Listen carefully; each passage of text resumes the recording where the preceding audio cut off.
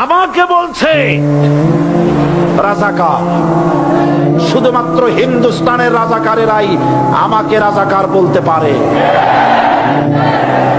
আমি রাজাকার নই। সুতরাং আমাকে যারা রাজাকার বলবে তারা পিতৃ পরিচয়হীন অবৈধ সন্তান। আমাকে রাজাকার বলে জনগণ থেকে বিচ্ছিন্ন করবা, জনগণ থেকে আমারে বিচ্ছিন্ন করা যাবে না। আজ আমাকে কথা বলতেই হবে ইনশাআল্লাহ, কারণ আগামীতে আবার আপনাদের সাথে দেখা হবে কিনা আমি জানি না। কথা বলতেই হবে। বিড়ালের মতো 500 বছর বেঁচে থাকার কোনো লাভ নাই। সিংহের মতো এক ঘন্টা বাঁচতে চাই। আমি দেখতে পাচ্ছি বাংলাদেশের ভাগ্য আকাশে উত্তর গগনে কালো মেঘ জমা হয়েছে। ঝড়ের পূর্বাভাস লক্ষ্য করছি। যদি মোকাবেলা করতে না পারেন সক্ষম ভাবে, এমন অন্ধকার গাঢ় কালো অমাবস্যার রাত আসতে পারে যার শুভে সাদেক হওয়া অসম্ভব। সুতরাং আপনারা কি কাপুরুষের মতো কাফের মুশরিকদের গোলামি করে মরতে চান? বিড়ালের মতো 500 বছর বেঁচে থাকার কোনো লাভ নাই। সিংহের মতো এক ঘন্টা বাঁচতে চাই। তারপর বলছে কি, এরপরে বলছে আমাকে বলছে রাজাকার। শুনে রাখো চট্টগ্রামের লক্ষ লক্ষ জনতা, পার্লামেন্টে যখন আমাকে এই কথা বলা হয়েছিল, আমার পার্লামেন্টের কলিগ জাফরুল্লাহ চৌধুরী সাহেব বসে আছেন এখানে, হ্যাঁ, জাফরুল ইসলাম চৌধুরী বসে আছেন পাশে, প্রধানমন্ত্রী সুদ্ধা, অন্তত 3 শতাধিক পার্লামেন্টের সম্মানিত সদস্যরা সেদিন বসা।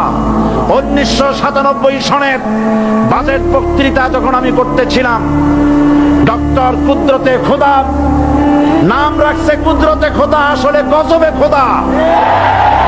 এই লোকটি নাস্তিক, ইসলামের চূড়ান্ত দুশমন। তার প্রণীত শিক্ষা ব্যবস্থার যখন সমালোচনা করছিলাম, ট্রেজারি বেঞ্চ থেকে আমাকে বলা হলো রাজাকার। আমি আমার সমস্ত শক্তি একত্রিত করে বলেছিলাম শুধুমাত্র হিন্দুস্তানের রাজাকারেরাই আমাকে রাজাকার বলতে পারে। আমি বলেছিলাম 1973 সন পর্যন্ত আমি বাংলাদেশের কোন রাজনৈতিক দলের নেতা এবং কর্মী ছিলাম না। আমি রাজাকার নই।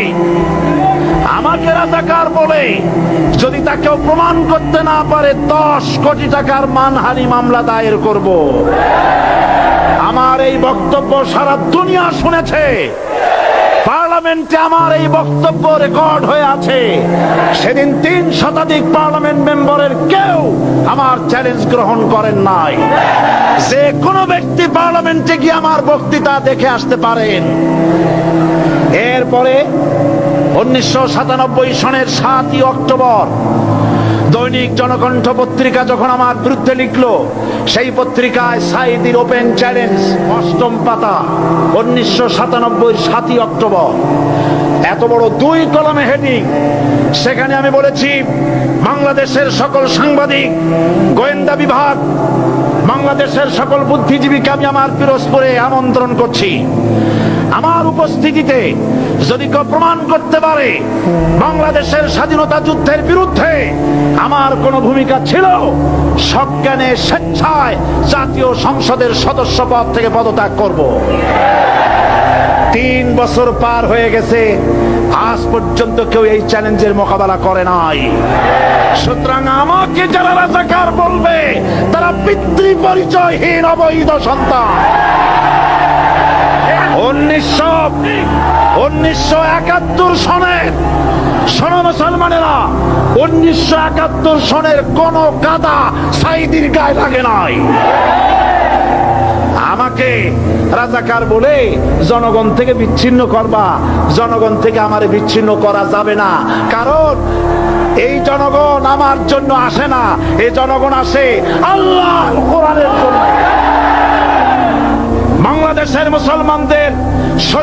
বিন্দু রক্ত থাকতে শয়তানের তৈরি করা ধর্মনিরপেক্ষ মতবাদ বাংলার জমিনে কায়েম হতে দেওয়া হবে না, হবে না।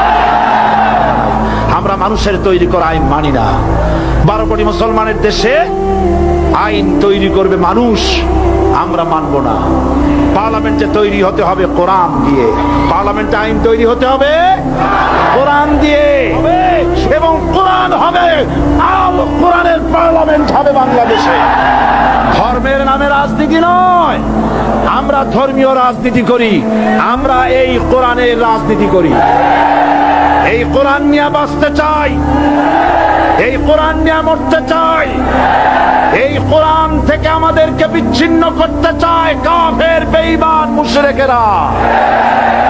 ও আমার জাতি, কোরআন থেকে যারা বিচ্ছিন্ন করতে চায়, তোমরা কি তাদের বিরুদ্ধে জিহাদের জন্য প্রস্তুত থাকবে? যারা মানুষের উপরে জুলুম করছো, আলেমদেরকে ধরতেছো, মুসল্লিদেরকে ধরে ধরে জেলে ঢুকাচ্ছ, সময় আসবে এমন ইন্দুরের গর্ত পালাবার জন্য। মুসলমান হওয়ার অর্থ হলো শাহাদাতের ঈদগাহে শামিল হয়ে যাওয়া। তাড়াহুড়ো করো না, অপেক্ষা করো, ধৈর্য ধরো, মার খাও, জেলে যাও, শহীদ হও, আল্লাহর রাজ কায়েম হবেই হবে। যারা ইসলামী শাসন চান, আল্লাহর দ্বীনকে বিজয়ী দেখতে চান, তাদেরকে অসংখ্য মানুষকে পোড়াইটের মতো জেলখানায় পুড়ে পুড়ে মরতে হবে, অসংখ্য মানুষকে ফাঁসির কাস্টে ঝুলতে হবে, গায়ের রক্ত দিতে হবে, শহীদ হতে হবে, তারপরে ইসলামের ইমারতটা কায়েম হয়ে যাবে।